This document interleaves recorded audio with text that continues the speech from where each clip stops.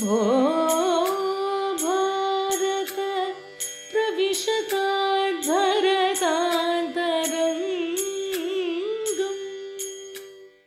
ನಮಸ್ಕಾರ ಸ್ನೇಹಿತರೆ. ನೂಪುರ ಭ್ರಮರಿಯು 20ನೇ ವರ್ಷವನ್ನ ಸಂಭ್ರಮಿಸುತ್ತಿರುವ ಈ ವೇಳೆ ಭರತಾಂತರಂಗದ ಈ ಕಾಯಕಕ್ಕೆ ನಿಮಗೆಲ್ಲರಿಗೂ ಕೂಡ ಆತ್ಮೀಯವಾದ ಸ್ವಾಗತ. ನಾನು ನಿಮ್ಮ ಡಾಕ್ಟರ್ ಮನೋರಮಾ BN, ನೂಪುರ ಭ್ರಮರಿ ಸಂಸ್ಥೆಯ ಸಂಪಾದಕಿ ಮತ್ತು ನಿರ್ದೇಶಕಿ. ಈ ಸಂಚಿಕೆಯ ಮುಖ್ಯ ವಿಷಯ ಏನಂತೀರಾ? ಬನ್ನಿ ನೀವೇ ನೋಡಿ. ಇದನ್ನ ತಿಳಿಸ್ಕೊಡೋದಕ್ಕೆ ನಮ್ಮೊಂದಿಗಿದ್ದಾರೆ ವಿದ್ಯಾವಾಚಸ್ಪತಿಗಳಾದಂತಹ ಉಮಾಕಾಂತ ಭಟ್ಟಕೆರೆಕೈಯವರು. ಅವರ ಮಾತುಗಳನ್ನು ಕೇಳ್ತಾ ಈ ಸಂಚಿಕೆಯ ಮುಖ್ಯ ವಿಷಯ ಏನು, ರಂಗಭೂಮಿಯ ಯಾವ ಅಂಶಗಳತ್ತ ನಾವು ಮನ ಮಾಡ್ತಾ ಇದ್ದೇವೆ ಅಂತ ತಿಳಿಬೇಕಲ್ವೇ? ಬನ್ನಿ ಆನಂದಿಸಿ. ನಮಸ್ಕಾರ. ನಮಸ್ಕಾರ. ನಾಟ್ಯದ ಸರ್ವೋತ್ತಮ ಪ್ರಯೋಜನ ಅದು ರಸ. ಅದರ ಬಗ್ಗೆ ಅವನು ಕುರಿತಾಗಿ ಹೇಳದೆ ಹೋದರೂ ಕೂಡ ಅದೇ ಇಡೀ ನಾಟ್ಯಶಾಸ್ತ್ರವನ್ನ ವ್ಯಾಪಿಸಿಕೊಂಡಿದೆ ಅನ್ನೋದು ಗೊತ್ತಾಗಿದೆ. ಇದಲ್ಲದೆ ಆನುಷಂಗಿಕವಾದ ಪ್ರಯೋಜನಗಳನ್ನ ನಾವು ಈಗಾಗಲೇ ಹಿಂದಿನ ಸಂಚಿಕೆಗಳಲ್ಲಿ ನಾವು ಅದನ್ನ ಚರ್ಚಿಸಿದ್ದೇವೆ. ಇದಲ್ಲದೆ ಈಗ ಕಲಾವಿದನಿಗೆ ಸಿಗುವಂತಹ ತತ್ಕ್ಷಣವಾದಂತಹ ಪ್ರಯೋಜನಗಳು, ಅದನ್ನ ನಾವು ನಾಟ್ಯಶಾಸ್ತ್ರದ ಅಧ್ಯಾಯದಲ್ಲಿ ಸಿದ್ಧಿ ಅಂತಲೂ ಕರಿತೇವೆ. ರಸಭಾವ, ಅಭಿನಯ, ಧರ್ಮೀ ವೃತ್ತಿ ಪ್ರವೃತ್ತಯ ಸಿದ್ಧಿಸ್ವರ ಆತೋದ್ಯ ಗಾನರಂಗಶ್ಚ ಸಂಗ್ರಹ ಅಂತ 2ನೇ ಸಾಲಿನಲ್ಲಿ ಬರುವಂತಹ ಮೊದಲನೆಯ ಪರಿಭಾಷೆಯೇ ಅದು. ಈ ಸಿದ್ಧಿ ಅಂತಂದ್ರೆ ಸಾಮಾನ್ಯವಾಗಿ ಲೋಕದಲ್ಲಿ ಒಂದು ಭಾವನೆ ಇದೆ. ಸಿದ್ಧಿ ಅಂತಂದ್ರೆ ಯಾವ್ದಾದ್ರು ಒಂದು ವಿಷಯದಲ್ಲಿ ನಾವು ಪ್ರಾವೀಣ್ಯರಾದರೆ, ಪಂಡಿತರಾದರೆ, ಅಥವಾ ಅದರಲ್ಲಿ ಯಾವ್ದಾದ್ರು ಒಂದು ದೇವತೆಗಳ ಸಿದ್ಧಿ ಅಂತ ನಾವೆಲ್ಲ ಹೇಳ್ತೇವಲ್ಲ, ಒಂದು ಮಂತ್ರದ ಸಿದ್ಧಿ ಅಂತ, ಅದನ್ನ ಪಡೆದುಕೊಳ್ಳುವಂತಹ ರೀತಿ, ಅದನ್ನು ನಾವು ಸಾಮಾನ್ಯವಾಗಿ ಸಿದ್ಧಿ ಎನ್ನುವಂತಹ ಹೆಸರಿನಿಂದ ಸಂಬೋಧಿಸ್ತೇವೆ. ಇಲ್ಲಿ ಸಿದ್ಧಿ ಯಾವುದು? ದೈವಿ ಮಾನುಷಿ ಅಂತ 2 ಸಿದ್ಧಿಗಳನ್ನ ಹೇಳಿದ್ದಾನೆ. ಆದರೆ ಆ ಲೋಕದ ಪರಿಭಾಷೆಗೂ ಈ ನಾಟ್ಯದ ಪರಿಭಾಷೆಗೂ ಎಲ್ಲಿ ಸಮನ್ವಯ ಸಿಗುತ್ತೆ, ಹಾಗೂ ಯಾವ ಮೂಲಕವಾಗಿ ತತ್ಕ್ಷಣದ ಸಿದ್ಧಿಯನ್ನ ಪ್ರೇಕ್ಷಕನಿಂದ ಅಥವಾ ಬೇರೆ ಯಾವುದೇ ರೀತಿಯ ಮೂಲಗಳಿಂದ ಕಲಾವಿದ ಪಡೆದುಕೊಳ್ಳುತ್ತಿದ್ರೆ ಅದಕ್ಕೆ ಯಾವುದು ಸುಲಭ ಮಾರ್ಗ, ಮತ್ತು ಪ್ರೇಕ್ಷಕನಿಗೂ ಕೂಡ ಈ ಸಿದ್ಧಿಯ ಅನ್ವಯ ಇದೆಯೋ ಇಲ್ವೋ, ಇದಿಷ್ಟನ್ನು ಕೂಡ ತಾವು ನಿರ್ವಾಹ ಮಾಡಬೇಕು ಅಂತ ತಮ್ಮಲ್ಲಿ ಕೇಳ್ಕೊಳ್ತೇನೆ. ಸಿದ್ಧಿ ಎಂಬ ಒಂದು ಪ್ರಮೇಯದ ಸ್ವರೂಪವನ್ನು ನಾವು ಸ್ವಲ್ಪ ಪರಿಶೀಲನೆ ಮಾಡೋಣ. ಈಗ ಸಿದ್ಧಿ ಎಂಬ ಶಬ್ದಕ್ಕೆ ಅರ್ಥವೇನು ಅಂತಂದರೆ ಉತ್ಪತ್ತಿ, ಪ್ರಾಪ್ತಿ ಮತ್ತು ಸಂಬಂಧ, ಈ 3 ಅರ್ಥಗಳಿವೆ. ಓಹೋ. ಈಗ ಉದಾಹರಣೆಗೆ ಅನ್ನ ಸಿದ್ಧವಾಗಿದೆ ಅಂತಂದರೆ ಅನ್ನ ಉತ್ಪನ್ನವಾಗಿದೆ. ಮೊದಲು ಅಕ್ಕಿ ಇತ್ತು, ಹೌದು, ಈಗ ಬೇಯಿಸಿದ ಮೇಲೆ ಈಗ ಅನ್ನವಾಗಿದೆ ಅಂತ. ಆದ್ದರಿಂದ ಅನ್ನದ ಉತ್ಪತ್ತಿಯನ್ನು ನಾವು ಅನ್ನದ ಸಿದ್ಧಿ ಅಂತ ಹೇಳ್ತೇವೆ. ಸರಿ. ಆಮೇಲೆ ಪ್ರಾಪ್ತಿ, ಒಂದು ವಸ್ತು ಈಗ ಅದು ಸಿದ್ಧವಾಗಿದೆ, ಪೆನ್ನು ಸಿದ್ಧವಾಗಿದೆ ಬರೆಯೋದಕ್ಕೆ ಅಂತಂದರೆ ಪೆನ್ನನ್ನು ನಾವೇನು ಉತ್ಪನ್ನ ಮಾಡಿಲ್ಲ, ಹೌದು, ಅದು ಎಲ್ಲೋ ಉತ್ಪನ್ನವಾದ ವಸ್ತು ಪೆನ್ನು. ಅದನ್ನು ನಾವು ಕ್ರಯ ವಿಕ್ರಯದಿಂದ ಸಂಪಾದನೆ ಮಾಡಿದ್ದೇವೆ, ಅದು ನಮ್ಮ ಹತ್ತಿರಕ್ಕೆ ಬಂದಿದೆ, ಅದು ಇದೆ ಅಂತ ಅರ್ಥ. ಆಗ ಲೇಖನಿಯ ಸಿದ್ಧಿ ಇದೆ, ಬರಿಬಹುದು ಅಂತ ಹೇಳ್ತೇವೆ. ಆಗ ಅದರ ಒಂದು ಸಂಬಂಧವನ್ನ ಮತ್ತು ಅದರ ಅಸ್ತಿತ್ವವನ್ನು ಹೇಳಿದ ಹಾಗಾಯಿತು. ಹೌದು. ಈ ನಾಟ್ಯದಿಂದ ಉಂಟಾಗುವ ಸಿದ್ಧಿ ಅಂತ ಅನ್ನುವಾಗ ಈ ಸಿದ್ಧಿ ಎನ್ನುವ ಶಬ್ದಕ್ಕೆ ಏನು ಅರ್ಥ ಅಂತ, ಸಾಮಾನ್ಯವಾಗಿ ನಮಗೆ ಪ್ರಯೋಜನಕ್ಕೂ ಸಿದ್ಧಿಗೂ ಇರುವ ವ್ಯತ್ಯಾಸ ಮನಸ್ಸಿಗೆ ಬಂದಿರೋದಿಲ್ಲ. ಆದ್ದರಿಂದಲೇ ನಾವು ಏನು ಮಾಡ್ತೇವೆ ಅಂತಂದರೆ ಪ್ರಯೋಜನವನ್ನು ಸಿದ್ಧಿ ಅಂತ ಅಂದ್ಕೊಳ್ತೇವೆ. ವ್ಯಾವಹಾರಿಕವಾಗಿ ಅವರು ಸಿದ್ಧ ಪುರುಷರು, ಅವರಿಗೆ ಸಿದ್ಧಿ ಬಂದಿದೆ ಅಂತ ಹೇಳುವಾಗಲೆಲ್ಲ ಏನು ಅರ್ಥ ಅಂದರೆ ನಾವು 2 ಹಿನ್ನೆಲೆಯಿಂದ ಆ ಶಬ್ದ ಪ್ರಯೋಗ ಮಾಡ್ತೇವೆ. ಹೌದು. ಮಂತ್ರಶಾಸ್ತ್ರದಲ್ಲಿ ಪ್ರವೇಶ ಮಾಡಿ ಒಬ್ಬ ಸಾಧನೆ ಮಾಡಿದವನಿಗೆ ಒಂದು ಮಂತ್ರ ದರ್ಶನ ಆಗೋದಾಗಲಿ, ಮಂತ್ರವನ್ನು ಕ್ರಿಯಾನ್ವಯ ಮಾಡುವುದಕ್ಕೆ ಬೇಕಾದ ಪರಿಣತಿಯನ್ನಾಗಲಿ ನಾವು ಮಂತ್ರ ಸಿದ್ಧಿ ಅಂತ ಹೇಳ್ತೇವೆ. ಒಬ್ಬ ಜಪವನ್ನ ಮಾಡಿ ಒಂದು ವಿಭೂತಿಯನ್ನ ಮಂತ್ರಿಸಿ ಕೊಟ್ರೆ ಬಂದ ಜ್ವರ ನಿವಾರಣೆ ಆಗತ್ತೆ, ಭಯ ಉಂಟಾದರೆ ಆ ಭಯ ಹೋಗತ್ತೆ. ಅದು ಆ ಮಂತ್ರದ ಫಲವನ್ನು ಕೊಡುವ ಮಂತ್ರ ಇವರ ವಶದಲ್ಲಿದೆ. ಆದ್ರಿಂದ ಸಿದ್ಧಿ ಎನ್ನುವುದು ಏನಾಗತ್ತೆ ಅಂದ್ರೆ ವಶದಲ್ಲಿರೋದು ಎನ್ನುವ ಒಂದು ಅಭಿಪ್ರಾಯವನ್ನು ಕೊಡುತ್ತೆ. ಸಿದ್ಧಿ ಎನ್ನುವಲ್ಲಿ ಅದೇ ರೀತಿ ಯೋಗ ಸಿದ್ಧಿ, ಯೋಗಶಾಸ್ತ್ರದ ಹಿನ್ನೆಲೆಯಲ್ಲೂ ನಾವು ಇದನ್ನು ಹೇಳ್ತೇವೆ. ಯೋಗದ ಬೇರೆ ಬೇರೆಯ ಒಂದು ಹಂತದಲ್ಲಿದ್ದಾಗ ಬೇರೆ ಬೇರೆ ಸಿದ್ಧಿಗಳನ್ನ ದೇವತೆಗಳು ಕೊಡ್ತಾರೆ ಅಂತ. ದೇವತೆಗಳು ಕೊಟ್ಟಾಗ ಒಬ್ಬರು ನೀರಿನ ಮೇಲೆ ನಡೀತಾರೆ, ಹೌದಾ, ಒಬ್ಬರು ಬೆಂಕಿಯ ಒಳಗೆ ಹೋದ್ರೂ ಸುಡದೆ ಹಾಗೆ ಅದಗ್ಧರಾಗಿ ಬರ್ತಾರೆ. ಇದೆಲ್ಲ ಒಂದು ಸಿದ್ಧಿ ಅಂತ ಹೇಳ್ತೇವೆ. ಇದು ಅತಿ ಮಾನುಷವಾಗಿ ಕಾಣುತ್ತೆ ನಮಗೆ. ಈಗ ನೀರಿನ ಮೇಲೆ ಹೆಜ್ಜೆ ಇಟ್ಟರೆ ಮುಳುಗಿ ಹೋಗ್ತೇವೆ. ನೀರಿನಲ್ಲಿ ತೇಲಬೇಕು ಅಂದ್ರೆ ಈಜಬೇಕು, ಪ್ರಯತ್ನ ಮಾಡಬೇಕು. ಪ್ರಯತ್ನವಿಲ್ಲದೆ ಭೂಮಿಯ ಮೇಲೆ ನಡೆದ ಹಾಗೆ ನಡೀತಾರೆ ಅಂತಂದ್ರೆ ಅದು ಏನಾಗತ್ತೆ, ಅದೊಂದು ಸಿದ್ಧಿ. ಸಿದ್ಧಿ ಅಂದ್ರೆ ಪ್ರಾಪ್ತಿ, ಅವರ ಆ ಒಂದು ಶಕ್ತಿ ಅವರಿಗೆ ಪ್ರಾಪ್ತವಾಗಿದೆ.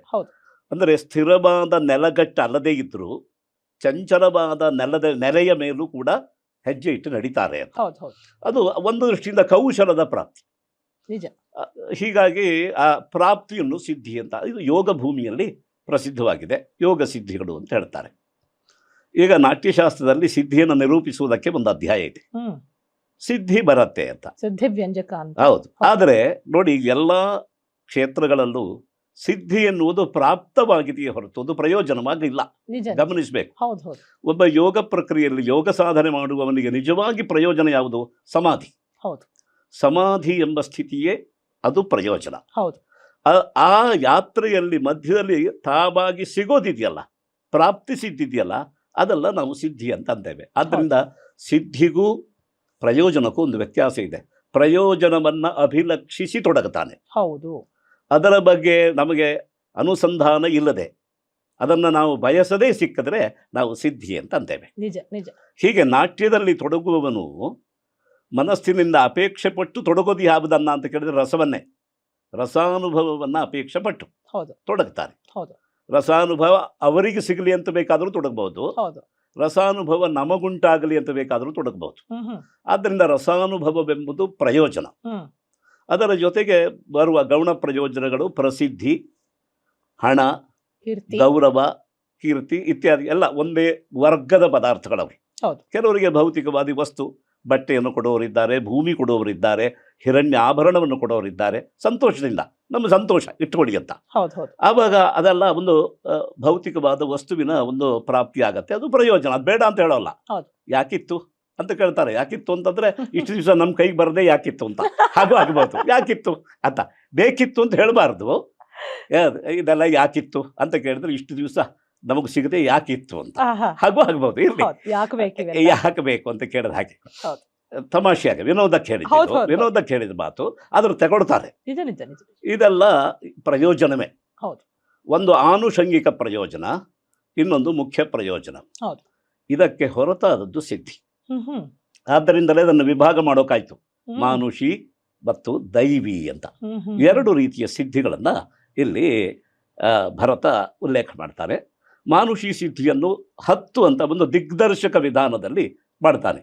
ಶಾರೀರವಾದ ಸಿದ್ಧಿಗಳು ಬೇರೆ, ವಾಚಿಕವಾದ ಸಿದ್ಧಿಗಳು ಬೇರೆ, ಆಮೇಲೆ ಆಂಗಿಕವಾದ ಸಿದ್ಧಿಗಳು ಬೇರೆ, ಹೀಗೆ ಬೇರೆ ಬೇರೆ ಸಿದ್ಧಿಗಳನ್ನೆಲ್ಲ ನಿರೂಪಣೆ ಮಾಡ್ತಾ ಇದ್ದಾರೆ. ಸಿದ್ಧಿ ಅಂದ್ರೆ ಅನುಸಂಹಿತ ಫಲಪ್ರಾಪ್ತಿಯೂ ಆಗಬಹುದು, ಅನನುಸಂಹಿತ ಅಂದ್ರೆ ಅಪೇಕ್ಷೆ ಪಡದೇ ಇರುವಂತಹ ಒಂದು ಕೌಶಲದ ಪ್ರಾಪ್ತಿಯೂ ಆಗಬಹುದು. ನಾವು ಅದನ್ನು ಗಮನಿಸಬೇಕು. ಈಗ ನೃತ್ಯದ ಕ್ಷೇತ್ರದಲ್ಲಿ ತುಂಬಾ ಜನ ಸಾಧನೆ ಮಾಡ್ತಾ ಇದ್ದಾರೆ, ದುಡಿತಾ ಇದ್ದಾರೆ. ಅವರಿಗೇನು ಸಿದ್ಧಿ ಆಗತ್ತೆ ಅಂತ ಕೇಳಿದ್ರೆ, ಬಹಳ ಜನ ಅಭಿಮಾನಿಗಳು ಸಿಕ್ಕದೇ ಇದ್ರು ಅವರ ದೇಹದಲ್ಲಿ ಒಂದು ಉಲ್ಲಾಘ ಸ್ಥಿತಿ ಬರುತ್ತೆ, ಅಂಗಾಂಗಗಳಲ್ಲಿ ಒಂದು ಪಾಠವ ಬರುತ್ತೆ, ಮನಸ್ಸಿಗೆ ಒಂದು ನೆಮ್ಮದಿ ಸಿಗತ್ತೆ. ಇದೆಲ್ಲ ಅದರ ಸಿದ್ಧಿನೇ. ಯಾಕೆಂದ್ರೆ ನಾವು ಅದಕ್ಕೆ ಬೆಲೆಯನ್ನೂ ಕಟ್ಟೋಲ್ಲ, ಅದನ್ನು ಯೋಚನೆನೂ ಮಾಡಿಲ್ಲ. ಈಗ ಒಳ್ಳೆ ವ್ಯಾಯಾಮ ಆಗತ್ತೆ ಅಂತ ಡ್ಯಾನ್ಸ್ ಮಾಡ್ತಾರಾ? ಆದ್ರೆ ಡ್ಯಾನ್ಸ್ ಮಾಡಿದ್ರೆ ವ್ಯಾಯಾಮದ ಫಲ ಇದೆ, ಆರೋಗ್ಯ ಸಿಗತ್ತೆ. ಕೈ ಕಾಲುಗಳೆಲ್ಲ ವಶವರ್ತಿಯಾಗಿದ್ದುಕೊಂಡು ಅವರು ಹೇಗೆ ಅಪೇಕ್ಷೆ ಪಡ್ತಾರೋ ಹಾಗೆ ಅದಕ್ಕೆ ಒಂದು ವಿನ್ಯಾಸ ಆಗತ್ತೆ. ಅದು ಉಸಿರಾಟದಲ್ಲಿ ಹೌದು, ಒಂದು ಪ್ರಾಣಾಯಾಮ, ಅದರಿಂದ ಬರುವ ಶಕ್ತಿ ಇದೆ. ಇದರಿಂದ ಏನು ಗೊತ್ತಾಗ, ಅದಕ್ಕಿಂತ ಒಂದು ಆಸನ ಸಿದ್ಧಿ. ಪೂಜೆಗೆ ಕೂತ್ಕೊಳ್ಳಿ ಅಥವಾ ಯಾವುದಕ್ಕಾದ್ರೂ ಕೂತ್ರೆ ಆ ಬೆನ್ನನ್ನು ಬಾಗಿಸದೆ ಕುಳಿತುಕೊಳ್ಳುವ ಒಂದು ಪ್ರಾಪ್ತಿ, ಒಂದು ಅವಸ್ಥಾ ಪ್ರಾಪ್ತಿ ಇದೆಯಲ್ಲ, ಇದನ್ನ ಸಿದ್ಧಿ, ಇದು ಶಾರೀರ ಸಿದ್ಧಿ ಅಂತ ಹೇಳ್ತಾರೆ. ಅವರ ಶರೀರದಲ್ಲೇ ಇದು ಒಂದು ಸಿದ್ಧವಾಗತ್ತೆ. ಒಬ್ಬ ಅಭಿನಯ ಮಾಡುವವನಿಗೆ ಏನಾಗತ್ತೆ ಅಂದ್ರೆ ಭಾವ ನಿಯಂತ್ರಣ ಎಂಬ ಒಂದು ಶಕ್ತಿ ಬರುತ್ತೆ. ಅವನು ಭಾವವನ್ನ ಉದ್ಬೋಧಗೊಳಿಸಬೇಕು ಅಂದ್ರೆ ನಿಯಂತ್ರಣದಲ್ಲಿ ಇಟ್ಕೊಳ್ಬೇಕು, ಸರಿಯಾದ ರೀತಿಯಲ್ಲಿ ನೋಡಿ. ನೀರನ್ನ ಕುಡಿಸುವವನಿಗೆ ನೀರನ್ನು ಹಾಳು ಮಾಡದೆ ಇರ್ಲಿಕ್ಕೆ ಗೊತ್ತಾಗತ್ತೆ. ಯಾಕೆಂದ್ರೆ ಇದು ಬಹಳ ಜನ ನೀರು ಕುಡಿಬೇಕು ಇದನ್ನ.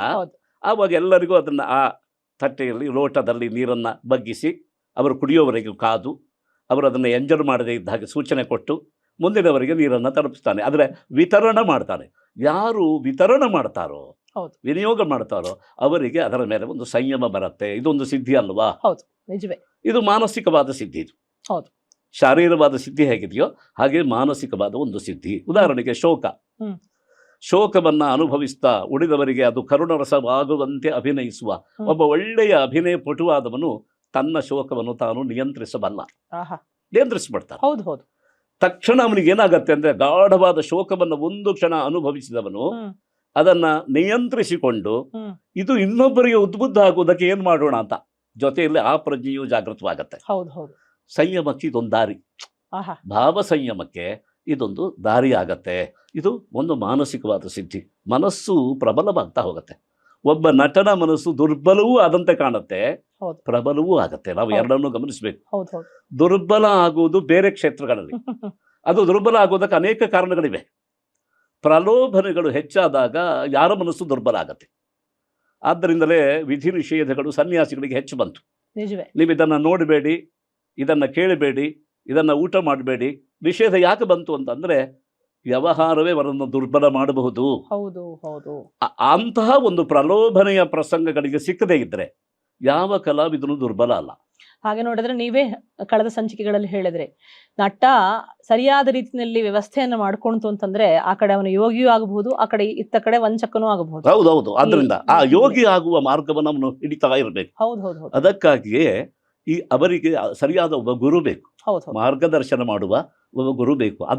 ಆ ಗುರುವಿಗೆ ಏನು ಹೆಸರಿಡಬಹುದು ಅಂದ್ರೆ ಭರತಾಚಾರ್ಯ ಅಂತ ಹೆಸರು. ಆ ಆಚಾರ್ಯನ ಹೆಸರೇ ಭರತ ಅಂತ. ನೋಡಿ, ಭಾವ, ರಾಗ, ತಾಳ ಅವುಗಳನ್ನು ತುಂಬಿಸಿ ಪರಿಷ್ಕಾರ ಮಾಡಿ ಕೊಡುವವನು ಭರತ. ಆ ಭರತ ಅವನೇ ಆಚಾರ್ಯ ಆಗಿದ್ದರೆ, ಅವನ ಮಾರ್ಗದರ್ಶನದಲ್ಲಿ ಒಬ್ಬ ತೊಡಗಿದ್ರೆ ಅವನಿಗೆ ಇದು ಎಲ್ಲ ನಟನ ಸಿದ್ಧಿಗಳನ್ನ ನಾವು ಯೋಚನೆ ಮಾಡ್ತಾ ಬಂದ್ವಿ ನಾವು. ಒಬ್ಬ ನಟನಾದವನಿಗೆ ರಂಗ ಅದು ಶಾಲೆಯಾಗಿ, ಅದು ಅವನನ್ನ ರಕ್ಷಣೆ ಮಾಡಿ, ಅದು ಮಾತೃಗರ್ಭವಾಗಿ ಎರಡನ್ನೂ ಗಮನಿಸಬಹುದು. ಜೀವ ಪೋಷಣೆಗೆ ಮಾತೃಗರ್ಭ, ತಾಯಿಯ ಒಂದು ಗರ್ಭ ಇದ್ದಾಗೆ. ಹಾಗಂತ ಅವನನ್ನು ಸಿದ್ಧಪಡಿಸುವುದಕ್ಕೆ ಆಚಾರ್ಯ ಶಾಲೆ ಅದು. ಅದು ಒಂದು ಶಾಲೆಯಾಗಿ ಅವನನ್ನು ಸಿದ್ಧಪಡಿಸ್ತಾ ಬರುತ್ತೆ. ಇದೆಲ್ಲ ಅಪೇಕ್ಷೆ ಪಟ್ಟು ಹೊದ್ದೇ ಅಲ್ಲ, ಗಮನಿಸಬೇಕು. ಇದು ಸಿದ್ಧಿ ಆಗತ್ತೆ. ನಾವು ಇದನ್ನ ಈ ಸಂಗೀತ ಕ್ಷೇತ್ರದಲ್ಲಿ ಗಮನಿಸ್ತೇವೆ. ತುಂಬಾ ಒದಗಿ ಬಾರಿಸ್ತಾರೆ ಅಂತ. ಆ ಲಯವನ್ನ ಹಿಡಿದು ಎಲ್ಲಿ ಯಾವ ಪೆಟ್ಟು ಬೇಕೋ ಆ ಪೆಟ್ಟನ್ನ ಗ್ರಹಿಸಿ ತಕ್ಷಣದಲ್ಲಿ ಹೊಂದಿ ಒಬ್ಬ ಬಾರಿಸಿದ್ರೆ ಅವರಿಗೆ ಲಯ ಸಾಧನೆ ಆಗಿದೆ, ತುಂಬಾ ಒದಗಿ ಬರ್ತಾರೆ ಅಂತ ನಾವು ಹೇಳ್ತೇವೆ. ಅದು ಒಂದು ಸಿದ್ಧಿ. ಅದು ಮತ್ತೊಬ್ಬನಿಗೆ ಒದಗುವಂತಹ ಒಂದು ಸಿದ್ಧಿ ಇದೆಯಲ್ಲ, ಕೆಲವರಿಗೆ ಹಾಗಲ್ಲ. ಪೆಟ್ಟುಗಳು ಚೆನ್ನಾಗಿ ಬಾರಿಸೋಕ್ ಬರುತ್ತೆ, ಒದಗೋಲ್ಲ. ಆದ್ರೆ ಏನಾಗತ್ತೆ ಅಂದ್ರೆ ಹಾಡುಗಾರನ ಲಯಕ್ಕೆ ಒಂದು ಸಮಸ್ಪಂದಿಯಾದ ಲಯ ಹಿಡ್ಕೊಳಕ್ಕಾಗಲ್ಲ, ಆವಾಗ ಅವರಿಗೆ ಸಿದ್ಧಿ ಆಗಿಲ್ಲ ಅಂತ ಅಂತೇವೆ. ಹೀಗಾಗಿ ಸಿದ್ಧಿ ಎಂಬುದು ಸೂಕ್ಷ್ಮವಾಗಿ ಗುಣದ ಮಟ್ಟದಲ್ಲಿ, ಶೀಲದ ಮಟ್ಟದಲ್ಲಿ, ಸ್ವಭಾವದ ಮಟ್ಟದಲ್ಲಿ ಮತ್ತು ಶರೀರದ ಒಂದು ಹಂತದಲ್ಲಿ ಎಲ್ಲ ಸಂದರ್ಭಗಳಲ್ಲೂ ಸಿದ್ಧಿ ಇದೆ. ಇದು ನಟ ಗಾಯಕ ವರ್ಗದಲ್ಲಾಗುವಂತಹ ಸಿದ್ಧಿ. ಇದೆಲ್ಲ ಮಾನುಷ ಸಿದ್ಧಿನೇ, ಪ್ರಾವೀಣ್ಯ, ಮಾನುಷ ಸಿದ್ಧಿ. ಇನ್ನು ದೈವಿ ಸಿದ್ಧಿ ಹೇಗೆ ಬರುತ್ತೆ ಅಂತಂದ್ರೆ, ನಟನಿಗೆ ಇದ್ದಕ್ಕಿದ್ದಂತೆ ಒಂದು ಧ್ಯಾನ ಮಾಡುವ ಶಕ್ತಿ ಬರುತ್ತೆ. ಬಹಳ ಜನ ಅದನ್ನು ಬೆಳೆಸ್ಕೊಂಡಿಲ್ಲ, ಅದನ್ನ ಗುರುತಿಸ್ಕೊಂಡಿಲ್ಲ. ನಾವು ಎರಡನ್ನೂ ಗಮನಿಸ್ತೇವೆ. ಒಬ್ಬ ಧ್ಯಾನ ಮಾಡುವ ಒಂದು ಯೋಗಿಯ ಮನೋದ ನಿಶ್ಚಲವಾದ ಒಂದು ಮನಸ್ಸು ನಟನಿಗೆ ಆಗಾಗ ಬರ್ತಾ ಇರತ್ತೆ. ಅವನು ಅದನ್ನ ಪತ್ತೆ ಹಚ್ಚಿಕೊಡ್ಬೇಕು, ಅದರ ಕಾಲಾವಧಿಯನ್ನು ವಿಸ್ತರಿಸುವುದಕ್ಕೆ ಪ್ರಯತ್ನ ಮಾಡಬೇಕು. ಅದನ್ನು ಪ್ರಯತ್ನ ಮಾಡದೇ ಇದ್ರೆ ಇದು ನಿಜವಾದ ದೈವಿ ಸಿದ್ಧಿ, ದೈವ ಕೊಟ್ಟ ಅನುಗ್ರಹ. ಈಗ ನಮಗೂ ನೂರಾರು ಸಾವಿರಾರು ಇಂತಹ ಸಿದ್ಧಿಗಳನ್ನು ದೈವ ಕೊಟ್ಟಿದೆ. ನಾವು ಗುರುತಿಸಿಲ್ಲ, ಗುರುತಿಸಿದರೂ ಅದನ್ನು ಬೆಳೆಸಿಕೊಂಡಿಲ್ಲ. ಅದರಿಂದ ಹೀಗೆ ಇರೋದು ನಾವು. ಅದೆಲ್ಲ ಗುರುತಿಸಿಕೊಂಡಿದ್ರೆ ಹೇಗೋ ಇರ್ತಿದ್ವಿ ನಾವು, ಹಾಗಿಲ್ಲ, ನಾವು ಹೀಗೆ ಇದ್ದೇವೆ. ಆದ್ದರಿಂದ ಒಬ್ಬ ನಟನಿಗೆ ದೈವ ಕೊಟ್ಟಂತಹ ಒಂದು ಹಿನ್ನೆಲೆ ನೋಡಿ. ಕಂಠಶ್ರೀ ಚೆನ್ನಾಗಿಲ್ಲ ಒಬ್ಬನಿಗೆ, ಕಂಠಶ್ರೀ ಚೆನ್ನಾಗಿಲ್ಲ ಅಂತ ಹೇಳೋದಕ್ಕೆ ಕಾರಣವಿದೆ. ಯಾಕೆ ಅಂದರೆ ಪೂರ್ವ ರಂಗದಲ್ಲಿ ಒಂದು ಮಾತಿದೆ. 8 ಜನ ಮಾತೆಯರನ್ನ ಉಲ್ಲೇಖ ಮಾಡ್ತಾ ಬರ್ತಾನೆ ಭರತ. ಸರಸ್ವತಿ, ಮೇಧಾ, ಧೃತಿ, ಸ್ಮೃತಿ, ಮತಿ, ಹ್ರೀಹಿ, ಶ್ರೀಹಿ, ಹೀಗೆ 8 ಮಾತೆಯರನ್ನು ಹೇಳಿ ಇವರೆಲ್ಲ ಹೇಗೆ ಅಂದ್ರೆ ಸೌಮ್ಯಾಹ ಮಾತರಃ ನಮ್ಮನ್ನ ಪಾಂತು ಮಾತರ ಸೌಮ್ಯಾಹ ಸಿದ್ಧಿದಾಹ. ಈ ಮಾತೆಯರೇ ನಮಗೆ ಸಿದ್ಧಿಯನ್ನ ಕೊಡುವಂಥವರು ಅಂತ ಸಿದ್ಧಿಯನ್ನು ಅಲ್ಲಿಯೇ ಸೂಚನೆ ಕೊಟ್ಟಿದ್ದಾನೆ. ಪೂರ್ವ ರಂಗದಲ್ಲಿ ಬರುವ ಮಾತಿದು. ಆದ್ದರಿಂದ ಪ್ರಯೋಜನ ಅಂತ ನಾವು ಅಪೇಕ್ಷೆ ಪಡದೆ ನಮಗೆ ಈ ಸಿದ್ಧಿಯನ್ನು ಕೊಡುವವರು ಯಾರು ಅಂದರೆ ಈ ತಾಯಂದಿರು. ಅವರು ಆ ಸಿದ್ಧಿಯನ್ನು ಕೊಡ್ತಾರೆ. ಅಂತಹ ಅನೇಕ ಸಿದ್ಧಿಗಳನ್ನು ಅವರು ಕೊಡ್ತಾ ಇದ್ದಾರೆ. ಉದಾಹರಣೆಗೆ ನೆಮ್ಮದಿ, ತಾಯಿ ಕೊಡಬಲ್ಲ ಬಹಳ ದೊಡ್ಡ ಕಾಣಿಕೆ ಏನು ಅಂತಂದರೆ ಮಗುವಿಗೆ ನೆಮ್ಮದಿ. ತಾಯಿಯ ಪಕ್ಕದಲ್ಲಿ ಮಲಗಿದರೆ ಮಗುವಿಗೆ ದುಸ್ವಪ್ನ ಬೀಳೋದಿಲ್ಲ, ಗಾಢವಾದ ನಿದ್ದೆ ಬರುತ್ತೆ, ಹಸಿವೆ ಆದರೆ ತಡ್ಕೊಡೋ ಶಕ್ತಿ ಬರುತ್ತೆ. ಯಾಕೆ ಅಂದರೆ ಮಗುವಿನ ಆಹಾರ ತಾಯಿಯೇ, ಆಹಾರ ಪಕ್ಕದಲ್ಲಿರುವ ಮಗುದು. ಹಸಿವೆ ಆದರೂ ಅದಕ್ಕೆ ಊಟ ಮಾಡಬೇಕು ಅಂತ ಕಾಣೋದಿಲ್ಲ. ಆದ್ದರಿಂದ ಅಂತಹ ನೆಮ್ಮದಿಯನ್ನು ತಾಯಿಯಂತೆ ಈ ಕಲೆ ಕೊಡುತ್ತೆ. ಹೌದು ಹೌದು ಇದು ನೆಮ್ಮದಿ ಅನ್ನೋದು ಕೂಡ ದೈವಿ ಸಿದ್ಧಿ ಇದು. ಹೌದು ಹೌದು ಹೀಗೆ ಅಂತಹ ಅನೇಕ ಸಿದ್ಧಿಗಳನ್ನು ನಾವು ಅದಕ್ಕೆ ಅವನು ದಿಗ್ದರ್ಶಕವಾಗಿ ಭರತ ಕೊಟ್ಟಿದ್ದಾನೆ. ಹೌದು. ಭರತನ ಮಾತನ್ನ ಒಂದು ಸೂಚಕ, ಒಂದು ಗುರುತು ಅಂತ ಹಿಡಿದು ನಾವು ಮುಂದಕ್ಕೆ ಯೋಚನೆ ಮಾಡಬೇಕು. ನಿಜವೇ. ನಾವು ಇದನ್ನೇ ಸಾಮಾಜಿಕರ ಒಂದು ಕಡೆಗೆ ಬಂದರು, ಅವರಿಗೂ ಒಂದು ಸಿದ್ಧಿಯನ್ನು ಹೇಳಿದ್ದಾರೆ. ಹೌದು. ಅದು ಯಾವುದು ಸಿದ್ಧಿ ಅಂತಂದ್ರೆ ರೂಪ ಸಿದ್ಧಿ. ಆಹಾಹಾಹಾ. ಇದು ರೂಪಕ, ಹಾ. ಪೂರ್ಣ ಪ್ರಯತ್ನ ರೂಪಕ. ಅದಕ್ಕೆ ರೂಪ ಕೊಡೋದೇ ಹೌದು. ಪೂರ್ಣದ ಒಂದು ಪ್ರಮಾಣ. ಹೌದು. ಈಗ ರಸಸಿದ್ಧಿ ಬೇರೆ, ಹ್ಮ್. ರೂಪಕ ಸಿದ್ಧಿ. ಓಹೋ. ಒಂದು ಪೂರ್ಣ ಪ್ರಮಾಣದ ಕಾರ್ಯಕ್ರಮವನ್ನ ಒಬ್ಬ ಕೂತು ನೋಡದ ಅಂತಂದ್ರೆ ಹ್ಮ್. ಅವನಿಗೆ ಅದು ರೂಪಕ ಸಿದ್ಧವಾಯ್ತು. ಹೌದು, ಬಹಳ ಚೆನ್ನಾಗಿದೆ ಅನ್ನಿಸುವಂತಹದ್ದು. ರೂಪಕ ಸಿದ್ಧಿ ಯಾಕಾಯ್ತು ಅಂದ್ರೆ ಹ್ಮ್. ಮುಂದೆ ಇನ್ನೊಂದು ನಾಟ್ಯವನ್ನ ಗ್ರಹಿಸೋದಕ್ಕೆ ಬೇಕಾದ ಒಂದು ಅನುಕೂಲವನ್ನ ನಿಜ ನಿಜ. ಒದಗಿಸಿಕೊಡತ್ತೆ, ಪೂರ್ವಾರ್ಹತೆಯನ್ನು ಕೊಡತ್ತೆ ಇದು. ಹೌದು ಹೌದು ಪೂರ್ವಾರ್ಹತೆಯನ್ನು ಕೊಡೋದಾದ್ರಿಂದ ರೂಪಕ ಸಿದ್ಧಿ ಹೌದು. ಎನ್ನುವುದು ಅವರಿಗೆ ಒಬ್ಬ ಪ್ರೇಕ್ಷಕರಿಗೆ ಸಿಗುವ ಪ್ರಯೋಜನ. ಹ್ಮ್. ತುಂಬಾ ಪ್ರಶ್ನೆಗಳಿಗೆ ಅವನಿಗೆ ಉತ್ತರ ಸಿಗತ್ತೆ. ಹ್ಮ್. ಆಮೇಲೆ ಅನೇಕ ಅವನ ಗೊಂದಲಗಳ ನಿವಾರಣೆಯಾಗತ್ತೆ. ಹೌದು. ಅದಕ್ಕಿಂತ ಒಂದು ಭಾವ ಶಿಕ್ಷಣ, ನಿಜ. ಭಾವ ಶಿಕ್ಷಣ ಎನ್ನುವುದು ಬಹಳ ದೊಡ್ಡ ಒಂದು ಸಿದ್ಧಿ. ಅದು ಹ್ಮ್ ಹ್ಮ್ ನಾಟಕವನ್ನು ನೋಡ್ತಾ ನೋಡ್ತಾ ಇಡೀ ಜೀವನದ ಮರ್ಮವನ್ನು ಅರ್ಥ ಮಾಡಿಕೊಂಡವರು ಎಷ್ಟು ಜನ ಇದ್ದಾರೆ ಹೌದು ನಿಜ. ಸಾಮಾಜಿಕರಲ್ಲಿ. ಹೌದು ಹೌದು ಆದ್ದರಿಂದಲೇ ಬರೋದು. ಎಷ್ಟರ ಮಟ್ಟಿಗೆ ಪ್ರವೃತ್ತಿ ಇದೆ ಅಂತಂದ್ರೆ ಹ್ಮ್. ಒಂದು ನಾಟಕವನ್ನು ನೋಡೋದಕ್ಕೆ, ಒಂದು ಹ್ಮ್. ಸಿನಿಮಾ ನೋಡೋದಕ್ಕೆ ಹಣ ಇರದೇ ಇದ್ರೆ ಹ್ಮ್. ಮಾಡೋದು ಕಳ್ಳತನ ಅಂತ ಗೊತ್ತಿರತ್ತೆ, ಹಣ ಕದ್ದಾದ್ರೂ ಹೋಗ್ತಾರೆ. ಹೌದು. ಯಾಕೆ ಇಷ್ಟು ಉತ್ಕಟವಾದ ಪ್ರವೃತ್ತಿ? ಹೌದು. ಚೌರ್ಯ ತಪ್ಪು ಅಂತ ಗೊತ್ತಿದೆ ಅವರಿಗೆ. ಹಣ ಅಂದ್ರೆ ಆ ತಪ್ಪಿಗಿಂತ ಈ ಒಪ್ಪು ಒಳ್ಳೇದು. ಹ್ಮ್. ಇದನ್ನು ಅಷ್ಟು ಒಪ್ಪಿದ್ದಾರೆ. ಹೌದು ಹೌದು ಈ ಚೌರ್ಯವನ್ನು ಬಿಡೋದಕ್ಕೆ ಅದೇ ಶಿಕ್ಷಣ ಕೊಡತ್ತೆ. ಹೌದು. ನಾಟಕದಲ್ಲಿ ಒಬ್ಬ ಕಳ್ಳನನ್ನು ಹಿಡಿದು ಶಿಕ್ಷೆಯನ್ನು ವಿಧಾನ ಮಾಡಿದಾಗ ಛೇ, ಈ ನಾಟಕ ನೋಡೋದಕ್ಕೆ ನಾನು ಹಣ ಕದ್ನಲ್ಲ ಅಂತ ಶಿಕ್ಷಣ ಸಿಕ್ತು. ಆದ್ದರಿಂದ ತಪ್ಪಿನಿಂದಲೇ ಒಪ್ಪಿನ ಶಿಕ್ಷಣ. ಆಹಾ. ಒಪ್ಪು ಸಿಕ್ಕದ ಮೇಲೆ, ಒಪ್ಪನ್ನು ಒಪ್ಪಿದ ಮೇಲೆ ಒಪ್ಪುವ ಹಾಗೆ ಬದುಕೋದಕ್ಕಾಗತ್ತೆ ಆಹಾ. ಅಲ್ವಾ? ಹೌದು ಹೌದು ಆದ್ದರಿಂದ ಇದು ಕೂಡ ಒಂದು ರೂಪಕದ ಸಿದ್ಧಿ ಅಲ್ವಾ? ಹೌದು ಹೌದು. ರೂಪಕದ ಸಿದ್ಧಿ. ಆದ್ದರಿಂದ ಇಂತಹ ಒಂದು ಸಿದ್ಧಿ ಸಾಮಾಜಿಕರಿಗೆ ಸಿಗ್ತದೆ. ಈ ಸಿದ್ಧಿಯನ್ನು ಪಡೆಯೋದಕ್ಕೆ ಹ್ಮ್. ಈ ಸಾಮಾಜಿಕರು ಮತ್ತು ನಟ ಹೇಗೆ ನಡ್ಕೊಳ್ಬೇಕು ಅನ್ನೋದನ್ನು ಸೂಚಿಸಿದ್ದಾನೆ. ಹ್ಮ್ ಹ್ಮ್ ನೋಡಿ, ಅಭಿನಂದನೆಗಳನ್ನು ಹೇಗೆ ಹೇಳಬೇಕು ಅನ್ನೋದು ಕೂಡ ಹೇಳಿದ್ದಾನೆ. ಹೌದು. ಈಗ ಒಳ್ಳೆಯ ಹಾಸ್ಯ ಇದ್ರೆ ನಗಬೇಕಂತೆ. ಇವನು ಮುಖ ಗಂಟು ಹಾಕಿ ಕೂತ್ಕೊಂಡ್ರೆ ಒಂದು ಸಾರಿ ನೋಡ್ತಾನೆ ವಿದೂಷಕ, ಇಲ್ಲ ಅವನಿಗೆ ಅದು ನಗು ಬರಲಿಲ್ಲ, ಸ್ಫುರಣೆ ಆಗುದಿಲ್ಲ. ಆಗೋದಿಲ್ಲ, ಅಲ್ಲಿ ಅಭಿನಯ. ಇನ್ನೊಮ್ಮೆ ನೋಡ್ತಾನೆ. ಹೌದು, ಹೌದು. ಆಮೇಲೆ ಅದು ಒಂದು ಗಂಭೀರ ಪಾತ್ರವಾಗಿ ಹಾ. ವಿದೂಷಕನ ಪೋಷಾಕದಲ್ಲಿರುವ ಒಂದು ಗಂಭೀರ ಪಾತ್ರ ಆಗ್ಬಿಡುತ್ತೆ. ಅವರ ಸ್ವರೂಪ ಹಾಳಾಯ್ತಾ? ಹೌದು ಹೌದು ಆದ್ರಿಂದ ನಗುವ ಸಂದರ್ಭದಲ್ಲಿ ನಕ್ಕಬೇಡ್ರಪ್ಪ, ನಿಜ. ನಗುವಿನ ಅಭಿನಂದನೆ ಹೇಳಿ. ಹೌದು. ಹಾಗಂತ ಅಳುತ್ತಾ ಇದ್ರೆ ಒಂಚೂರು ಕಣ್ಣೀರನ್ನು ಹರಿಸಿ. ಹೌದು. ಕೆಲವರಿಗೆ ಹಾಗಲ್ಲ, ನಾವು ಗಂಡಸರು ಅಳಬಾರದು ಅಂತ. ಅಳುಬಾರದು ಅಂತಲ್ಲ, ಹ್ಮ್. ಅಳಬಾರದು ಎಂಬ ಹಠ. ಆ. ಅದೇ ನೋಡಿ, ಆಹಾ. ಅಳುಬಾರದು ಅಂತ ಅಳು ಬಂದೇ ಬರುತ್ತೆ, ಆದ್ರೆ ಅಳಬಾರದು ಎಂಬ ಹಠ, ಹಾಗೆ ನಗಬಾರದು ಅಂತಲೂ ಮಾಡ್ಕೊಂಡು. ನಗಬಾರದು ಅಂತ ಹಠ. ಕೆಲವರು ಹಾಗಲ್ಲ, ಎಲ್ಲ ಕೈಕಾಲು ಕಟ್ಟ ಹಾಕಿ ಕೂತ್ಕೊಳ್ತಾರೆ. ಹೌದು ಕೆಲವರು ಹಾಗಲ್ಲ, ಅವರ ಆಸನ ಬಿಟ್ಟು ಸ್ವಲ್ಪ ಮುಂದೆ ಆ ಹೋ ಅಂತ ಹೇಳ್ತಾರೆ. ಹೌದು. ಉದ್ಗಾರಗಳನ್ನ ಉದ್ಗಾರಗಳನ್ನೆಲ್ಲ ಮಾಡಿ ಒಂದು ಅಭಿನಂದಿಸಿ ಅವರನ್ನು ಮತ್ತಷ್ಟು ನಾಟ್ಯವನ್ನು ತುಂಬಾ ಭಾವುಕವಾಗಿ ಹ್ಮ್. ಒಂದು ಆವೇಶದಿಂದ ಮಾಡುವ ಹಾಗೆ ಪ್ರಚೋದಿಸ್ತಾ ಇರಬೇಕು. ಹೌದು ಹೌದು ಇದು ಸಾಮಾಜಿಕರಿಂದ ನಟನಿಗೆ ಸಿಗುವ ಸಿದ್ಧಿ. ಹೌದು. ನಟನಿಗೆ ಸಿಗುವ ಸಿದ್ಧಿ. ಅದೇ ಪ್ರೇಕ್ಷಕರ ಗಡಣ ತುಂಬಿದಷ್ಟು ನಟನ ಮಾಡೋದಕ್ಕೆ ಹುರುಪು ಬಂದ್ಬಿಡುತ್ತೆ ಅಂತ ತುಂಬಾ ಜನ ಹೌದು. ಹೇಳ್ತಾರೆ. ಹೌದು ಕರತಾಡನ ಚಪ್ಪಾಳೆ ಅಂತ ಹೌದು ಹೇಳಿದ್ರಲ್ಲ, ಹೌದು ಹೌದು. ನಮಗೀಗ ಏನಾಗಿದೆ, ಆಧುನಿಕ ಕಾಲದಲ್ಲಿ ಚಪ್ಪಾಳೆ ಬಿಟ್ಟರೆ ಬೇರೆ ಪ್ರತಿಕ್ರಿಯೆ ಅರ್ಥ ಆಗೋಲ್ಲ. ಅರ್ಥ ಆಗಲ್ಲ. ನಿಜವೇ ಅರ್ಥ ಆಗೋಲ್ಲ. ನಮ್ಮ ಹಾಗಾಗ್ಬಿಟ್ಟಿದ್ದೇವೆ. ಯಾವುದಕ್ಕೂ ಚಪ್ಪಾಳೆ, ಒಬ್ಬ ಸತ್ತರೂ ಚಪ್ಪಾಳೆ, ಹುಟ್ಟಿದ್ರೂ ಚಪ್ಪಾಳೆ. ಹೌದು. ಎಷ್ಟು ಚೆನ್ನಾಗಿ ಸತ್ತ ಅಂತ. ಈಗ ಎಲ್ಲಿ ಚಪ್ಪಾಳೆ, ಈ ಕರತಾಡನದ ಒಂದು ಅಭಿನಂದನೆ ಎಲ್ಲಿ ಬೇಕು, ಹೌದು. ಎಲ್ಲಿ ಬೇಡ ಅಂತ. ನಿಜವೇ. ಈಗ ಒಳ್ಳೆಯ ಸಂಗೀತ ಕಚೇರಿಗಳಲ್ಲಿ ನನಗೆ ಹಿಂಸೆ ಆದ್ದದೇನೆ, ಹ. ಅವರು ಕೊನೆಗೆ ಹಾಡನ್ನು ಮುಕ್ತಾಯ ಕೊಟ್ಟು ಮುಗಿಸುವ ಕೊನೆಯ ಪೆಟ್ಟಿಗೆ ಇವರು ಚಪ್ಪಾಳೆ ಬೀಳುತ್ತೆ. ಸಂಗೀತ ಇರೋದು ಮುಕ್ತಾಯ ಆದ ಮೇಲಿನ ಸ್ಪೇಸ್ನಲ್ಲಿ. ಹೌದು ಹೌದು 10 ಸೆಕೆಂಡು, 20 ಸೆಕೆಂಡು, ಒಂದು 50 ಸೆಕೆಂಡು, ಅವರವರ ಅರ್ಹತೆಯ ಮೇಲೆ, ಅವರ ಒಂದು ಭಾವುಕತೆಯ ಒಂದು ಹಿನ್ನೆಲೆಯಲ್ಲಿ ಆ ಸ್ಪೇಸನ್ನು ಅನುಭವಿಸಬೇಕು. ಕೆಲವೊಂದ್ಸಲ ಬೇಗ ಮುಗಿಸಿ ಅಂತಲೂ ಕೂಡ ಚಪ್ಪಾಳೆ ಅಲ್ಲ, ಹಾಕ್ತಾರೆ. ಅದಿರ್ಬೋದು. ಅದರ ಪ್ರದರ್ಶನದ ಒಂದು ನ್ಯೂನತೆಯಿಂದ ಒಳ್ಳೆಯ ಪ್ರದರ್ಶನದ ಕೊನೆಯಲ್ಲೂ ಹೌದು ಆ ಹೌದು. ಸ್ಪೇಸನ್ನು, ಆ ಅವಕಾಶವನ್ನು ಕೊಡೋದೇ ಇಲ್ಲ. ಯಾವಾಗಲೂ ಹಾಗೆ ಮಂತ್ರದ ಮಹತ್ವ ಗೊತ್ತಾಗುವುದು ಹ್ಮ್. ಮೌನದಲ್ಲಿ. ಆಹಾ. ಹಾಗೆ ಒಂದು ಶಬ್ದದ ಆಸ್ವಾದ ಸಿಗುವುದು ನಿಶ್ಶಬ್ದ ಸ್ಥಿತಿಯಲ್ಲಿ. ವಾ ವಾ. ನಿಶ್ಶಬ್ದವಾದ ಒಂದು ಧ್ಯಾನ ಸ್ಥಿತಿಯಲ್ಲಿ ಅದನ್ನು ಕಾಪಾಡುವ ಅಭಿನಂದನೆ ಇಲ್ಲದೆ ಇದ್ದರೆ ಆವಾಗ ಇದೇ ಏನಾಗತ್ತೆ ಅಂದರೆ ರಸವಿಘ್ನವಾಗತ್ತೆ. ನಿಜ ನಿಜ. ರಸವಿಘ್ನವಾಗಬೇಕು. ಚಪ್ಪಾಳೆ ರಸವಿಘ್ನವಾಗ್ತಾ ಇದೆ. ಕಾರಣ ಏನು ಅಂದರೆ ಈ ಒಂದು ಅಪ್ರೌಢವಾದಂತಹ, ಪ್ರೌಢಿಮೆ ಇಲ್ಲದ, ಮುಗ್ಧವಾದ ಅಭಿನಂದನೆಯಿಂದ ಹಾಳಾಗ್ತಾ ಇರೋದು. ಅದೇ ಪ್ರೌಢವಾದ ಅಭಿನಂದನೆ ಚಪ್ಪಾಳೆ ಹೊಡಿಬೇಕು. ಅದೇ ರಾವಣ ಸೀತೆಯನ್ನ ಎತ್ತಿಕೊಂಡು ಹೋಗ್ಬೇಕಾದ್ರೆ ರಂಗದ ಮೇಲೆ ಜಿಗದಂತಹ ಪ್ರೇಕ್ಷಕ ಸೀತೆಯನ್ನು ಬಿಡಿಸ್ಲಿಕ್ಕೆ ಹೊರಟ್ರೆ ಅದನ್ನ ಸ್ಪಂದನೆ ಅಂತ ಅನ್ನೋದಿಲ್ಲ, ರಸವಿಘ್ನ ಅಂತಲೇ ಅಂತಾರೆ. ಅಲ್ಲ, ಅದು ನೋಡೋದಕ್ಕೆ ಚೆನ್ನಾಗಿದೆ ಅಂತಲೇ. ರಾವಣನಿಗೆ ಅಭಿನಂದನೆ ಆಯ್ತು, ಅದು ನಟನಿಗೆ ಅಭಿನಂದನೆ ಆಯಿತು, ರಸಕ್ಕೆ ಅದು ಘಾತವಾಯ್ತು. ಭರತ ಅದನ್ನು ಬಳಸಿದ್ದಾನೆ, ಅದನ್ನ ರಸಘಾತ ಅಂತ ಬಳಸಿದ್ದಾನೆ. ನೀವು ನೆನಪು ಮಾಡಿದ್ದು ಒಳ್ಳೇದಾಯ್ತು.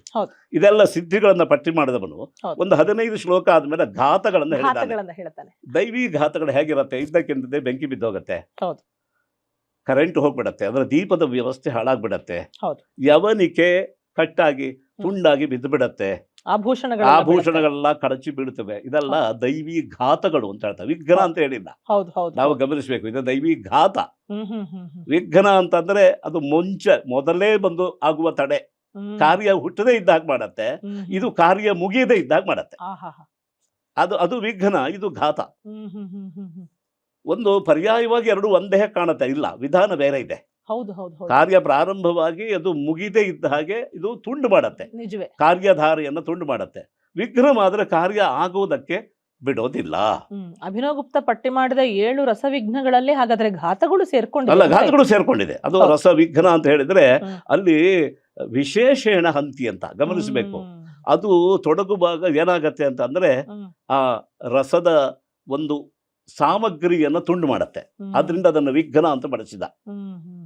ರಸದ ಸಾಮಗ್ರಿಯನ್ನು ರಸವೇ ಹುಟ್ಟೋಲ್ಲ, ಹುಟ್ಟೋದಿಲ್ಲ. ಈಗ ಅನ್ನ ಆಗಬೇಕು, ಗ್ಯಾಸ್ ಮುಗಿದೋಯ್ತು, ಅದು ವಿಘ್ನ. ಅದು ಘಾತ ಅಲ್ಲ. ಗೊತ್ತಾಯ್ತು. ಪಾತ್ರೆ ಅಲ್ಲೇ ಇದೆ, ಅಕ್ಕಿ ಅಲ್ಲೇ ಇದೆ, ನೀರು ಅದರ ಜೊತೆಗೆ ಇದೆ, ಉರಿ ಇಲ್ಲ. ಆದ್ರಿಂದ ಏನಾಯ್ತು? ಮುಂದಕ್ಕೆ ಅನ್ನ ಆಗೋದೇ ಇಲ್ಲ, ಅದು ಕಾರ್ಯ ಹೋಯ್ತು. ಈಗ ಕಾರ್ಯ ಮುಗಿಯೋದಿಲ್ಲ ಅನ್ನೋ ವಿಷಯ ಎರಡೂ ಕಡೆಗೆ ಸಮಾನ. ವಿಘ್ನದಲ್ಲಿ ಘಾತದಲ್ಲಿ ಕಾರ್ಯದ ಸಮಾಪ್ತಿ ಇಲ್ಲ ಅನ್ನೋದು ಸಮಾನ. ಇದು ಹಾಗಲ್ಲ, ಕಾರ್ಯಧಾರೆ ಪ್ರಾರಂಭ ಆಗಿದೆ, ಮಧ್ಯದಲ್ಲಿ ನಿಂತು ಹೋಗತ್ತೆ, ಅದಕ್ಕೋಸ್ಕರವೇ ಅದ ಘಾತ ಅಂತ ಹೇಳಿದ. ಆದ್ರಿಂದ ಈ ದೈವಿ ಸಿದ್ಧಿ ಇಲ್ಲದೆ ಇದ್ರೆ ಇಂತಹ ಒಂದು ಅನಾಹುತಗಳೆಲ್ಲ ಆಗತ್ತೆ. ಅದಕ್ಕೋಸ್ಕರವೇ ಬಹುಶಃ ಭರತ ಪೂರ್ವರಂಗದ ಮುಂಚೆ ಸರಿಯಾದ ರೀತಿಯಲ್ಲಿ ಪೂಜೆ ಪುನಸ್ಕಾರಗಳನ್ನ, ಯಜ್ಞಗಳನ್ನ ಮಾಡಬೇಕು ಅಂತ ಮಾಡಿದ್ದಾರೆ. ಅಲ್ಲಿ ಈಗ ನೋಡಿ, 8 ಜನ ಮಾತೆಯರನ್ನ ಪ್ರಾರ್ಥನೆ ಮಾಡಿತ್ತು. ನೀವು ಸೌಮ್ಯ ಅಂತ ಒಂದು ವಿಶೇಷಣ ಇದೆ. ತಾಂತು ಮಾತರ ಸೌಮ್ಯ ಅಂತ.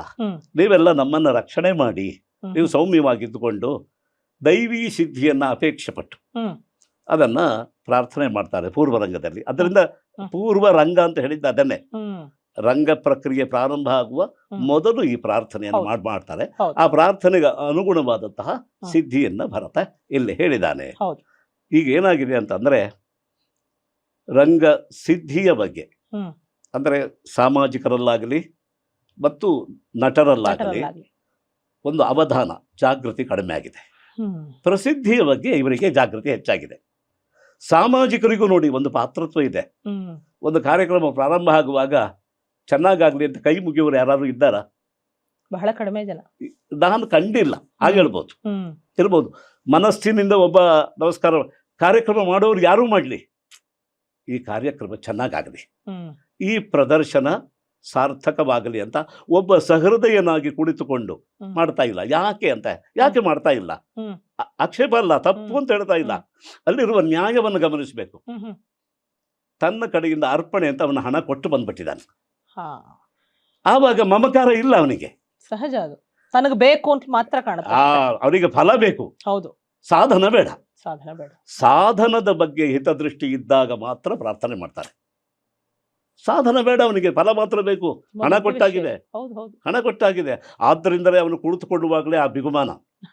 ನೀವೆಲ್ಲ ನಮ್ಮ ರಂಜನೆ ಮಾಡೋದಕ್ಕಿರೋರು. ಹೌದು, ಅರ್ಪಣೆ ಇಲ್ಲ. ಅಲ್ಲ, ಅದು ಅರ್ಪಣೆ ಮಾಡಿ ಆಗಿದೆ ಕೌಂಟರಲ್ಲಿ. ಕೌಂಟರು ರಂಗಭೂಮಿ ಬರಲ್ಲ. ಆದರೆ ಹಿಂದೆ ನಾವು ಅದನ್ನು ಗಮನಿಸ್ತಿದ್ವಿ. ಹಳ್ಳಿಯ ಯಕ್ಷಗಾನಗಳಲ್ಲಿ, ನಾಟಕಗಳಲ್ಲಿ ಬಂದವರು ಮೊದಲು ಆ ರಂಗಸ್ಥಳಕ್ಕೆ ಕೈ ಮುಗಿಯೋ ದೇವಸ್ಥಾನ ಅಂತ ಭಾವಿಸ್ತೇವೆ. ಅಂದರೆ ಅವರಿಗೆಲ್ಲ ಯಾವ ಸಿದ್ಧಿ ನಿರೀಕ್ಷೆಯಲ್ಲಿ ಇತ್ತು ಅಂದರೆ ದೈವಿ ಸಿದ್ಧಿಯ ನಿರೀಕ್ಷೆ ಇತ್ತು. ದೈವಿ ಸಿದ್ಧಿ ಬರಬೇಕು ಅಂತ. ಹ್ಮ್ ಅದಕ್ಕಾಗಿ ಮೊದಲು ಪ್ರಾರ್ಥನೆಯನ್ನು ಮಾಡ್ತಿದ್ರು. ಹ್ಮ್. ಪ್ರಾರ್ಥನೆ ಮಾಡೋದು ಪೂರ್ವರಂಗ ಎನ್ನುವುದು ಹ್ಮ್ ಅದು ಹ್ಮ್ ನಟರಿಗಷ್ಟೇ ಅಲ್ಲ, ಹ್ಮ್ ಪೂರ್ವರಂಗವೆನ್ನುವುದು ಸಹೃದಯರಿಗೂ ಕೂಡ ಅಗತ್ಯ ಇದೆ. ಹೌದು. ಅದಕ್ಕಾಗಿ ನಮ್ಮಲ್ಲಿ ಯಕ್ಷಗಾನದಲ್ಲಿ ಮೊದಲು ಸಭಾಲಕ್ಷಣ ಅಂತ ಬಹಳ ದೊಡ್ಡ ಕಾರ್ಯಕ್ರಮ ಅದು. ಹೌದು ಪೂರ್ವರಂಗ ಇದೆ. 2 ಗಂಟೆ 2.5 ಗಂಟೆ ಸಭಾಲಕ್ಷಣ ನಡೀತಿತ್ತು. ಹ್ಮ್ ಯಾಕೆಂದ್ರೆ ದೈವಿ ಸಿದ್ಧಿ ಎಲ್ಲರಿಗೂ ಬರಬೇಕಲ್ಲ. ಹೌದು ಹೌದು. ರಂಗಭೂಮಿಯಲ್ಲಿ ಕುಳಿತು ಹಾಡುವ ಭಾಗವತನಿಗೆ ಎಷ್ಟು ಜವಾಬ್ದಾರಿಯೋ ಆ ಹೊತ್ತಿಗೆ ಬಂದು ಅದನ್ನು ನೋಡುವ ಪ್ರೇಕ್ಷಕರಿಗೂ ಜವಾಬ್ದಾರಿ. ರಸಾನಂದ ರೋಮಾಂಚ ಸಿಗಬೇಕು ಅಂತಂದ್ರೆ ಆಗಲೇಬೇಕು. ಅದರಿಂದ ಹೌದು. ಸಿದ್ಧಿ, ಮಾನುಷಿ ಸಿದ್ಧಿ ಆಗಲಿ ದೈವಿ ಸಿದ್ಧಿ ಆಗಲಿ, ಅದು ಬರಬೇಕು ಅಂದರೆ ಎಲ್ಲರೂ ಭಾಗವಹಿಸಬೇಕು. ಎಲ್ಲರ ಪಾಲು ಇದೆ ಅಲ್ಲಿ. ಪಾಯಸ ಚೆನ್ನಾಗಿ ಆಗಬೇಕು ಅಂದರೆ ಎಲ್ಲರ ಪಾಲು ಇದೆ. ಅವರವ್ರ ಮನೆಯಿಂದ ಸರಿಯಾಗಿ ಹಾಲು ತರಬೇಕು ಅವರು. ನಾಟ್ಯ ಸಂಗ್ರಹದಲ್ಲಿ ಮುಖ್ಯವಾದಂತಹ ಮತ್ತು ಪ್ರಯೋಜನಕಾರಿಯೂ ಹೌದು, ಹಾಗೆಯೇ ನಾವು ಆರ್ಜನೆ ಮಾಡಿಕೊಳ್ಳಬೇಕಾದಂತಹ ನಮ್ಮ ಒಂದು ಜ್ಞಾನವೂ ಹೌದು. ಈ ಎರಡೂ ನಿಟ್ಟಿನಲ್ಲಿ ಸಿದ್ಧಿ ಹೇಗೆ ದುಡಿಯಬಹುದು ಅನ್ನೋದನ್ನ ತುಂಬಾ ಸೊಗಸಾಗಿ ನೀವು ಅನಾವರಣ ಮಾಡಿದ್ರಿ. ತಮಗೆ ಹಾರ್ದ ಕೃತಜ್ಞತೆಗಳು. ಮತ್ತೊಂದು ಸಂಚಿಕೆಯಲ್ಲಿ ನಿಮ್ಮನ್ನ ನಾನು ಭೇಟಿಯಾಗ್ತೇನೆ. ನಮಸ್ಕಾರ. ನಮಸ್ಕಾರ. ವೀಕ್ಷಕರೇ, ಕೇಳಿದ್ರಲ್ಲ, ಹೇಗನ್ನಿಸ್ತು? ನಿಮ್ಮ ಪ್ರತಿಕ್ರಿಯೆಗಳನ್ನ ಜಾಲತಾಣದಲ್ಲಿ, ನಮ್ಮ ಯೂಟ್ಯೂಬ್ ಮೊದಲಾದಂತಹ ಸೋಷಿಯಲ್ ಮೀಡಿಯಾ ಚಾನೆಲ್ಗಳಲ್ಲಿ ಮುಕ್ತವಾಗಿ ಅಭಿಪ್ರಾಯಿಸಿ. ನಿಮ್ಮ ಸಲಹೆಗಳು, ನಿಮ್ಮ ಪ್ರತಿಕ್ರಿಯೆಗಳು ನಮಗೆ ಅಗಾಧವಾದಂತಹ ಪ್ರೋತ್ಸಾಹವನ್ನ ನೀಡುತ್ತೆ. ಅಷ್ಟು ಮಾತ್ರ ಅಲ್ಲ, ನಮ್ಮ ಈ ಸಂಚಿಕೆಗಳಿಗೆ ನೀವು ಕೂಡ ಕೈ ಜೋಡಿಸ್ಬೋದು. ಹೇಗೆ ಅಂತೀರಾ? ನಿಮ್ಮ ಧನ ಸಹಕಾರದ ಮೂಲಕವಾಗಿ. ಹಾಗೆಯೇ ಹಳೆಯ ಸಂಚಿಕೆಗಳನ್ನ ವೀಕ್ಷಿಸಲು, ಹಾಗೆಯೇ ಹಳೆಯ ಬರಹಗಳನ್ನ, ಹಳೆಯ ಸರಣಿಗಳನ್ನ ಗಮನಿಸೋದಕ್ಕೆ ನಮ್ಮ ಸಾಮಾಜಿಕ ಜಾಲತಾಣಗಳನ್ನ ನೀವು ಪರಾಮರಿಸಬಹುದು. ಹಾಗೆಯೇ ಹಲವಾರು ಪುಸ್ತಕಗಳಿವೆ, ಅವುಗಳ ಓದನ್ನು ಕೂಡ ನೀವು ಪಡೆಯಬಹುದು. ಸರಿ, ಮತ್ತೊಂದು ಸಂಚಿಕೆಯಲ್ಲಿ ನಾನು ನಿಮ್ಮನ್ನು ಸಂಧಿಸ್ತೇನೆ. ನಮಸ್ಕಾರ. ಚೇತ ಪ್ರಸಾದ ಸದನಂ ವಸತಿಂ ಸುವಾಚಾಂ ಸದ್ವೃತ್ತದರ್ಶನತಲಂ ರಸವರ್ತ್ಮಗಮ್ಯಂ ಲೋಕಪ್ರಸಿದ್ಧ ಪುರುಷಾರ್ಥ ವಿಹಾರಭೂಮಿಂ ಭೋ ಭಾರತ ಪ್ರವಿಶತಾದ್ ಭರತ